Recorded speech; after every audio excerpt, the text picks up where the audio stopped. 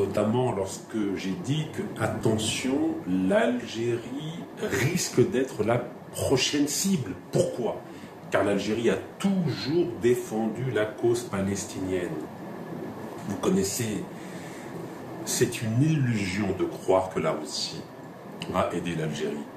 Si l'Algérie est attaquée par, je ne sais pas, par Tel Aviv, ou par, je ne sais pas, le Mozambique, ou je ne sais qui, non. Personne, je dis bien. Contre le Maroc? Non. Contre l'Égypte? Non. Contre la Mauritanie? Non.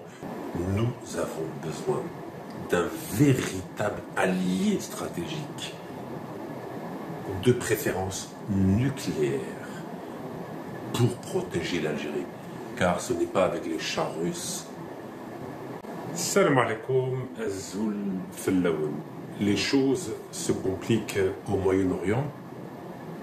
C'est la raison pour laquelle j'ai décidé à nouveau de parler de cette actualité brûlante, notamment pour analyser avec vous les conséquences de cette crise pour notre pays, l'Algérie.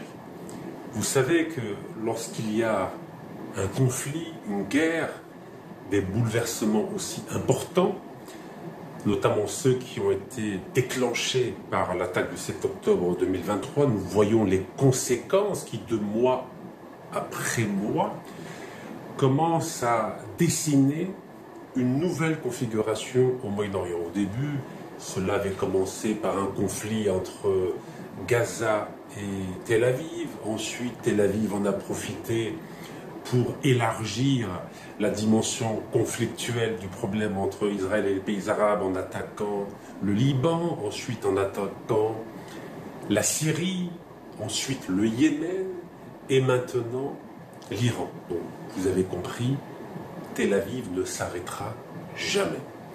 Alors, il y a eu beaucoup de commentaires, notamment lorsque j'ai dit que, attention, l'Algérie risque d'être la prochaine cible. Pourquoi? Car l'Algérie a toujours défendu la cause palestinienne. Vous connaissez la fameuse devise algérienne, Zalm ou la Mazloum, c'est-à-dire que les Palestiniens soient responsables, c'est-à-dire soient agresseurs ou bien victimes, l'Algérie défendra toujours le peuple palestinien, la cause palestinienne, jusqu'à l'indépendance de la Palestine.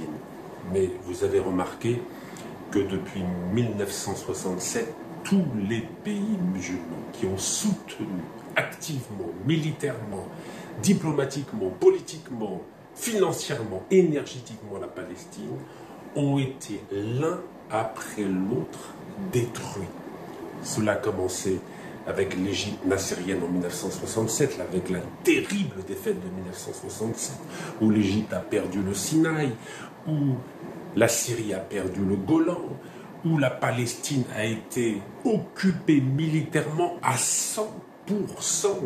Ne l'oubliez jamais, en 1967, Tel Aviv a occupé 100% de la Palestine, y compris Gaza, y compris Jérusalem-Est, y compris la Cisjordanie. Vous avez vu ce qui s'est passé ensuite avec l'Irak, qui a été détruite à 2 reprises. D'abord en 1991 et ensuite en 2003. Et aujourd'hui, l'Irak n'a plus aucune souveraineté, ni politique, ni diplomatique, ni financière, ni énergétique, ni militaire. Aujourd'hui, les avions du génocidaire Netanyahou survolent l'espace aérien irakien sans aucune autorisation et en violation du droit international et en violation de la souveraineté irakienne. Après l'Irak, vous avez vu, la Libye a été détruite à partir de 2011 et à ce jour, ce n'est plus un État, il n'y a plus de souveraineté. Combien de pays aujourd'hui ont une influence en Libye?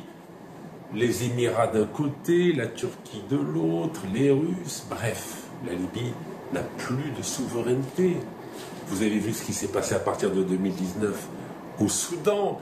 Précédemment, le Soudan du Sud a pris son indépendance avec l'aide de qui? Vous le savez, de Tel Aviv. Vous avez vu le conflit entre l'Éthiopie et l'Égypte avec le barrage Renaissance. maintenant, vous avez vu, après avoir été l'allié de Tel Aviv, Téhéran est torpillé, bombardé, matin, midi et soir. Alors, qu'est-ce qu'on doit tirer comme conclusion pour notre pays? C'est terrible ce qui se passe. Vous savez, je vais vous parler d'un article qui parlait des ventes d'armes à l'Irak et à l'Iran pendant la guerre Irak-Iran, qui a duré de 1980 à 1988. 8 longues années, 1 million de morts musulmans. Car les musulmans adorent s'entretuer. Les musulmans font la prière 5 fois par jour, mais ont développé un malin plaisir à s'entretuer. Et pour s'entretuer violemment et en nombre, à qui font-ils appel ces pays musulmans? Aux puissances occidentales, chrétiennes pour la majorité d'entre eux, et même juives. Donc maintenant, revenons à nos amis russes. Vous savez, c'est nos amis les Russes, on est partenaires, on est alliés. Vous savez, on dit toujours la Russie, la Russie, la Russie. Regardez la Russie, mois de mai 2025. Vous vous souvenez que la Russie avait signé les mêmes types d'accords avec la Syrie. Déjà à l'époque de Hafez al-Assad, avant qu'il meure, et ensuite Bachar al-Assad. Vous savez, les Russes, ils sont formidables, les Russes. Donc ils ont signé avec la Syrie. Ils ont abandonné la Syrie en 1 semaine. Là, au mois de mai, ils ont re-signé avec les Iraniens. Vous vous en souvenez, ils avaient signé en juillet 81, accord stratégique. Je vais vous le réécrire parce que vous ne me croyez pas quand c'est moi qui vous le dis. Regardez. L'accord militaire de juillet 81 avec Téhéran. Assistance technique en échange de 2 bases d'écoute. Alors, c'est pas moi qui le dis. En échange de l'installation de 2 stations d'écoute soviétiques en Iran. Accord militaire de 81. Donc, accord militaire de 81. Hop. Et là, accord stratégique de mai 2025. Est-ce que Moscou a menacé Tel Aviv? Moscou a juste dit « Je suis prêt à être médiateur ». Voilà, médiateur entre Tel Aviv et Téhéran. Bah, sûrement qu'il vend des armes à Tel Aviv et il vend des armes à Téhéran, comme Moscou avait vendu des armes à Bagdad et en même temps, un mois après, a vendu des armes à Téhéran. Bah oui, les Russes, c'est des commerçants, les Russes. Hein. Et comme ça, vous allez un peu sortir de votre naïveté. Allez, bismillah. Alors, mais en même temps, cette coopération militaire entre l'Iran et la Russie est liée au fait que ces 2 pays sont visés par des sanctions occidentales et qui partagent une volonté commune de contrer ce qu'ils présentent comme l'hégémonie américaine. Donc en clair, l'Iran et la Russie se sont mis d'accord pour contrer l'hégémonie américaine. Mais je vous rappelle que Poutine s'entend très bien avec l'Amérique de Trump. Les dindons de la farce, c'est qui à votre avis? Qui sont les dindons de la farce du partenariat stratégique entre la Russie et l'Iran? Évidemment, c'est les musulmans iraniens, les dindons de la farce. Ben oui. Vous savez, les ayatollahs, ils croient au Père Noël russe. Ben oui. Poutine s'est mis d'accord avec Trump pour abandonner l'Iran avec qui il vient de signer un accord il n'y a même pas 1 mois. 1 mois, 30 jours, vous imaginez? En 30 jours, il l'a trahi. En 30 jours, Poutine a trahi le président iranien. C'est magnifique, ça. Vous savez dans quel monde on vit? Bon. Qu'est-ce qu'on fait avec tout ça, mes chers compatriotes algériens? Vous avez compris le sens de mes remarques quand je vous parle de Russie, de partenariat militaire, l'Iran, l'Irak. Vous avez compris à quoi je veux arriver. Je veux arriver au fait que c'est une illusion de croire que la Russie va aider l'Algérie. Si l'Algérie est attaquée par, je ne sais pas, par Tel Aviv ou par, je ne sais pas, le Mozambique ou je ne sais qui, non. Personne, je dis bien, personne ne soutiendra l'Algérie si l'Algérie est attaquée. La preuve, regardez l'Iran. L'Iran a signé un partenariat stratégique de 20 ans avec Poutine, il l'a abandonné en même pas 30 jours. 30 jours. Donc, tout le monde croyait que l'Iran est une puissance militaire, un peu comme en 91, on disait de l'Irak, c'était la 4e puissance militaire mondiale. En une semaine, l'armée irakienne a disparu. Là, c'est pareil. L'Iran s'était allié avec Israël pour détruire le monde arabe. Oui, le monde arabe. L'Iran s'était allié avec la Turquie. Pays non arabes, plus Israël, pays non arabes, pour détruire les Arabes. Oui, pour les affaiblir. Ils sont tous affaiblis aujourd'hui, les pays arabes. Et l'Iran était content. Comme ça, l'Iran est le seul maître du Moyen-Orient. Alors certains me disent, oui, pourquoi tu critiques l'Iran? Mais parce que moi je ne suis pas un populiste, je ne critique pas l'Iran, je raconte des faits. Oui, je raconte des faits. L'Iran du Shah d'Iran et l'Iran de la République islamique a toujours été l'allié d'Israël contre les pays arabes. C'est un fait historique. Oui, c'est un fait historique. Et je vous ai dit que Israël a vendu 500 millions de dollars d'armement à la République islamique d'Iran.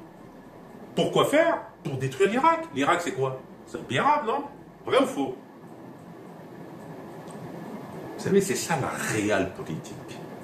Vous savez, on peut faire de la propagande, on peut raconter des fables au peuple algérien, on peut lui dire oui, tout est beau, tout est mignon, oui, les Iraniens sont nos frères, qui d'autre encore? Les Turcs sont nos frères. Non, non, les Turcs ne sont pas nos frères, les Iraniens ne sont pas nos frères. Aujourd'hui, il faut faire de la vraie politique. Il faut avoir une vraie doctrine politique, une vraie doctrine militaire. Il faut avoir une vraie doctrine stratégique. Il faut avoir une vraie doctrine diplomatique. C'est pas en racontant au peuple algérien que les Iraniens sont nos alliés, ou alors les Turcs sont nos alliés, ou les Russes sont nos alliés. Non, les Russes ne sont pas nos alliés. Nous sommes des clients des Russes. Regardez la preuve. Que font les Russes au Sahel? Vous croyez qu'ils défendent la position algérienne? Qu'a fait Wagner au Mali? Qu'a fait Wagner au Niger? Qu'a fait Wagner au Burkina Faso? Il a consolidé les pouvoirs de ces 3 pays. Contre qui? Contre le Maroc? Non. Contre l'Égypte? Non. Contre la Mauritanie? Non. Contre le Sénégal?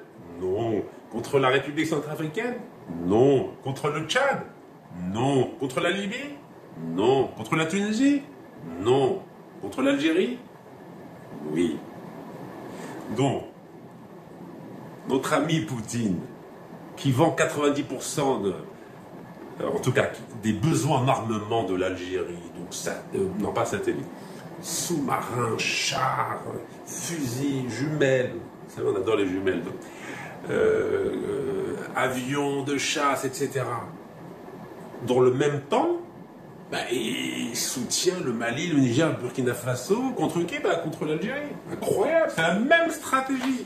Notre ami Poutine, il fait la même stratégie que pendant la guerre Irak-Iran. Il vend de l'armement à l'Irak et il vend de l'armement à l'Iran. Comme ça, on se tue entre nous. Là, il fait pareil. Il vend de l'armement à l'Algérie, au Mali, au Niger, au Burkina Faso. Comme ça, il y a une brouille entre nous.